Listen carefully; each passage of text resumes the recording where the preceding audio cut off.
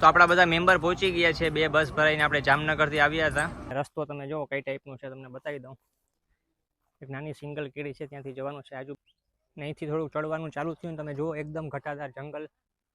આપણી સાથે જે ફોરેસ્ટના વન વિભાગના જે કર્મચારીઓ છે એ પણ સાથે છે। લગભગ આજ સુધી લગભગ આ જગ્યા લગભગ કોઈ નહીં જોઈ હોય, કારણ કે આ ફોરેસ્ટના અંડરમાં આવે છે, તો લગભગ અહીંયા આવવાની તો મનાઈ છે। હેમકુંડ સાહેબ સુધી જઈ આવ્યો છું। વાહ ભાઈ વાહ, હેમકુંડ સાહેબ એટલે 15,500 ફૂટ થાય। ઓહો, રસ્તો અત્યારે થોડોક અઘરો આવ્યો છે ને ઘાસ તમે જુઓ કે લગભગ કમર સુધી ઘાસ આવી ગયું છે। વાઇલ્ડલાઇફ હોય, નીલગાય, તેતર, સસલા। સબીરભાઈ રસ્તો ખોટો આપણે જઈ ગયો, મને એવું લાગે આ રસ્તો ક્યાંય છે જ નહીં। જવાબ સામે રિપ્લાય આવ્યો નહીં, પડતા બચ્યા ને ભાઈ ગાર। જબરજસ્ત લોકેશન સાથે અત્યારે આપણે પહોંચી ગયા છીએ।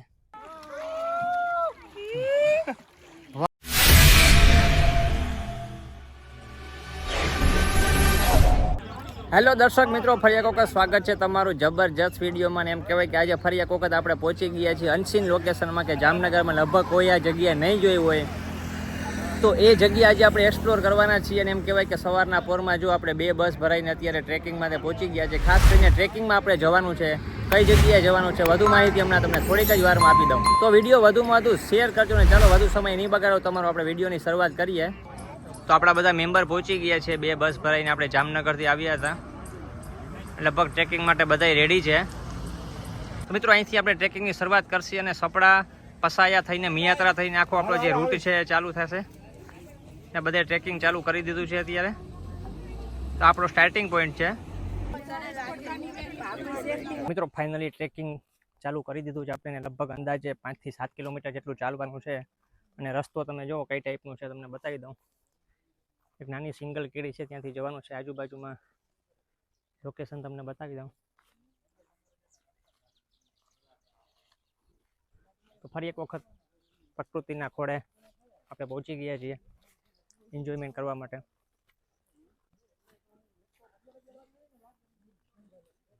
આપણી આખી ટીમ કેમ છે? મજામાં? મજામાં। મજા આવવાની છે ને? Okay 18 August 2024। હા, રવિવાર। મજામાં સબીરભાઈ આપણી સાથે છે। નાના બાળકો પણ છે, મોટી ઉંમરના પણ ઘણા લોકો છે, યંગસ્ટર છે। ને અહીંથી થોડું ચડવાનું ચાલુ થયું તમે જુઓ એકદમ ઘટાદાર જંગલ, ઘટાદાર વૃક્ષો, અને એમ તો કહેવાય તો આ વીડી વિસ્તાર કહી શકાય। સપડા નર્સરી છે, ત્યાંથી આપણે અત્યારે ટ્રેકિંગ ચાલુ કર્યું છે। આછો તડકો છે, મજા આવે છે અત્યારે તો।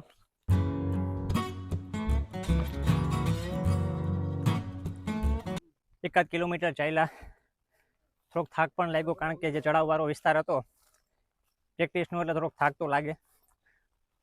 અને હજી મજા આવે છે, તડકો અત્યારે નીકળો છે। અને જો અત્યારે થોડોક ઓપન એરિયા આવ્યો અત્યારે થોડુંક ઉપર ચડ્યા એટલે।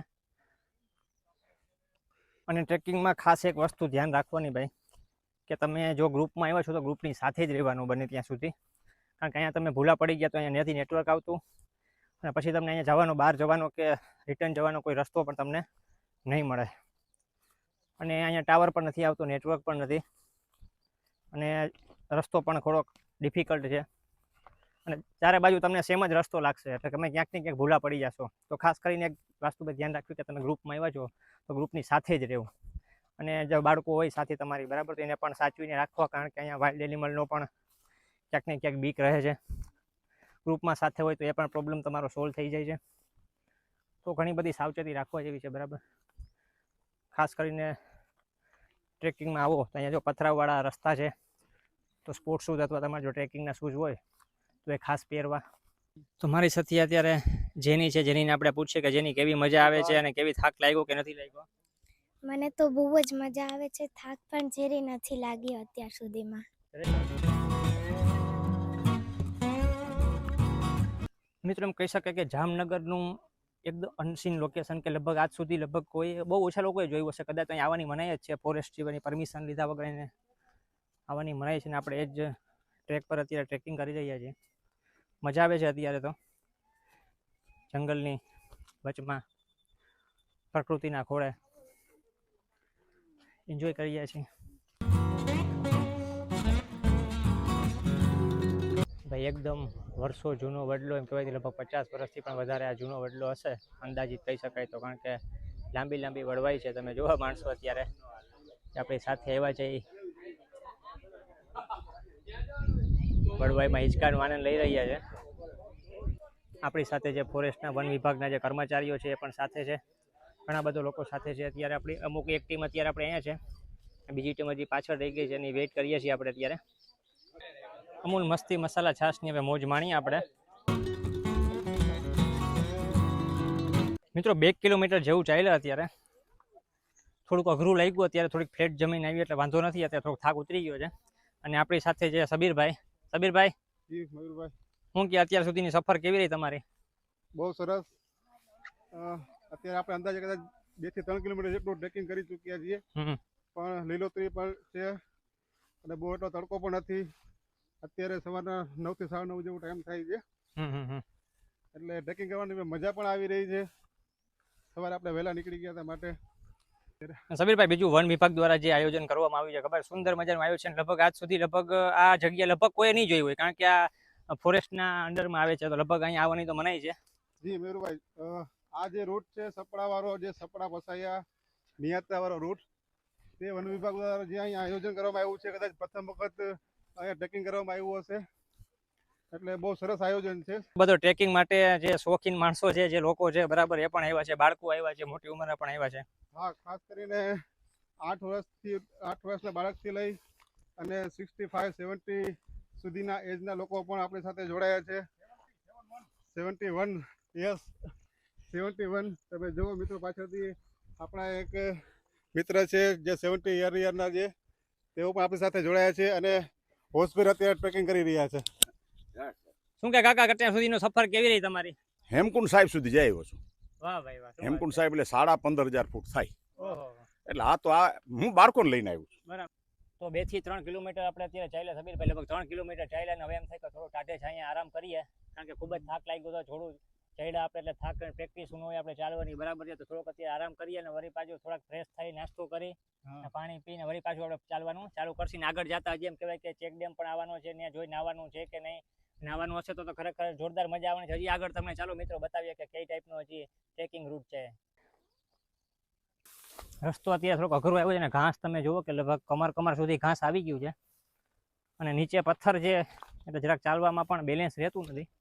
ये रास्ता बहुत ही खतरनाक है, यहाँ से निकलना बहुत ही मुश्किल है. અને આપણે લગભગ ભૂલા પડી ગયા છીએ અત્યારે, લગભગ કોઈ દેખાતું નથી આજુબાજુમાં. આપણે થોડાક અલગ પડી ગયા હતા જ્યાં શૂટિંગમાં. હા ભાઈ, ફોરેસ્ટવાળા ભાઈ છે, આપણે જો મળી ગયા અત્યારે, આપણે લેવા આવ્યા છે. આ સપડા પસાયાનો રૂટ કહેવાય. આ રિઝર્વ વીડી હતી ટૂંકમાં એક સમયે, પછી પ્લાન્ટેશન ને આ બધા વધી ગયા ગોરડના, એટલે પ્રોટેક્ટેડ ફોરેસ્ટ જાહેર કરી દીધું એને. વાઇલ્ડ લાઈફ માટે આ એરિયો બેસ્ટ છે. વાઇલ્ડ લાઈફ હોય નીલગાય, તેતર, સસલા, એ બધી. શિયાળ કે ખરા છે? શિયાળ આ રૂટમાં નથી, લિમિટેડ એરિયામાં. અહીંયા થોડા ખોવાઈ ગયા તને ભાઈ, માન અત્યારે આપણે ગ્રુપ ભેગું થઈ ગયું છે. અત્યારે જો ટાઢે છીરે બધા આરામ કરે છે થોડોક. ને મિત્રો ફરી એક વખત આપણે એમ કહેવાય કે ભૂલા પડી ગયા છીએ, આપણે અલગ પડી ગયા છીએ, થોડોક પોરો ખાવામાં રહ્યા આપણે, થાક ખાવામાં. તો હવે આપણે બધો રસ્તો સેમ જ દેખાય છે અત્યારે, કેડી છે તો ત્યાં ચાલ્યા જાય છે. અને જેની આ વાત કરી કે જો તમને ખબર ન પડે ને રસ્તાની, તો ઘાસ હોય ને દબાઈ ગયેલ હોય ને ત્યાં બધા ચાલ્યા હોય, એની પાછળ વયું જાવ ને. આપણે એટલી ખબર છે કે આપણે આ જે પવન ચક્કી છે ને તમને દેખાય ત્યાં જવાનું છે, ને રસ્તો આપણે અત્યારે ગોતીએ છીએ. હવે ભાઈ રસ્તો ખોટો આપણે જઈ ગયો. હે, મને એવું લાગે આ રસ્તો ક્યાંય છે જ નહીં. આપણે અત્યારે અવાજ કર્યો પણ કોઈ લગભગ જવાબ સામે રિપ્લાય આવ્યો નહીં.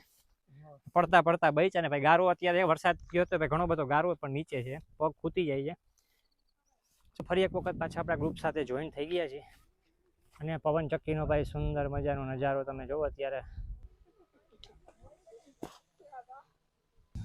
ફરી એક વખત સુંદર મજાના લોકેશન સાથે આપણે પહોંચી ગયા છે. ચારે બાજુ હરિયાળી, પવન ચક્કી. હમણાં તમે જોઈ કે આપણે એક નદી પાસ કરી, ખૂબ જ મજા આવે છે ભાઈ, એન્જોય કરીએ છીએ બધા ટ્રેકિંગનો. મિત્રો હવે તમને બતાવું છું સુંદર મજાનો વ્યૂ તમે જુઓ અત્યારે. જબરજસ્ત લોકેશન સાથે અત્યારે આપણે પહોંચી ગયા છીએ. ખૂબ જ થાક પણ લાગ્યો છે, પણ આવા લોકેશન જોઈને જે થાક છે ને એ ઉતરી જાય છે. વરસાદની આખી નદી છે ભરેલી છે. 5 કિલોમીટર ચાલ્યા હોય બરાબર ને તમને આવું લોકેશન મળે, આવું પાણી મળે નાહવા માટે, તો ભાઈ કેટલી ખૂબ જ મજા આવી જાય, જલસો પડી જાય.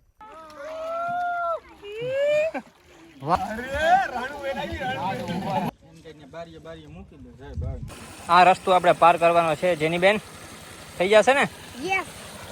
યસ.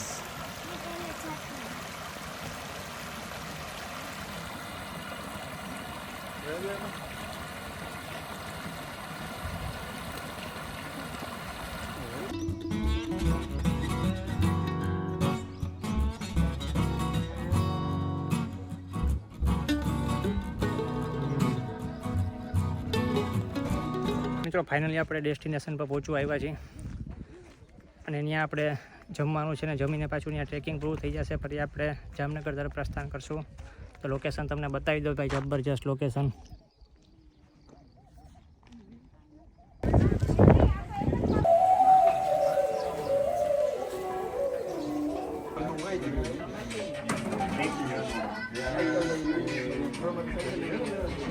જમવાનું આવી ગયું છે. એમ કહેવાય કે ભાઈ ઓર્ગેનિક સબ્જીમાંથી બનાવેલા શાક, ગીર ગાયના ઘીમાંથી બનાવેલો શીરો, રોટલી ને બીજું ઘણું બધું છે, ઢોકળા છે.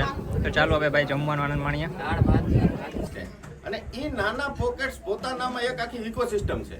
બરાબર, આજે જયારે જામસાહેબ ઘોડો લઈને ફરતા તેથી જે ગુગળનું ઝાડવું હતું એ આજની તારીખે છે. એ જંગલ ખાતાના કારણે ને તમારા લોકોના કારણે હતો કે જેમાં ઓલ ઓવર ઇન્ડિયા 50 પ્રોજેક્ટ મંજૂર કરવામાં આવ્યા. અને આપણે પ્રાઉડલી કહી શકીએ ને જામનગરનું એક ઘરેણું છે કે આખા ઇન્ડિયામાં એકમાત્ર પ્રોજેક્ટ જે છે એ સક્સેસફુલ ગયો છે. બરાબર, એટલે એમાં એમને ગીર ગાય સંવર્ધન કેન્દ્ર તરીકે આ એક વસ્તુ ચાલુ કરી અને ભારત સરકારે એમને સપોર્ટ કર્યો. માનનીય મંત્રી શ્રી પશુપાલન જે છે એમના હાથે ઉદ્ઘાટન થયું અને ઇન્ડિયામાં જોવા જેવો પ્રોજેક્ટ આ એક જે બ્રિજ સુધારણાનો છે ત્યાં આપણે બેઠા છીએ. તો we are also very proud કે આપણા જામનગરના આંગણે એમના મહેનતથી આ એક વસ્તુ થઈ. તો બસ મિત્રો આજના વિડીયોમાં આટલું જ. ફરી મળીશું સુંદર મજાના વિડીયો સાથે. એમ કહેવાય કે આ વિડીયો તમને કેવો લાગ્યો કોમેન્ટમાં તને જણાવજો. અને આવા લોકેશન જોવા હોય અલગ અલગ પ્રકારના કે જે કોઈ જોયા હોય તો આપણી ચેનલને સબસ્ક્રાઈબ કરી નાખજો. ફરી મળીશું સુંદર મજાના વિડીયો. જય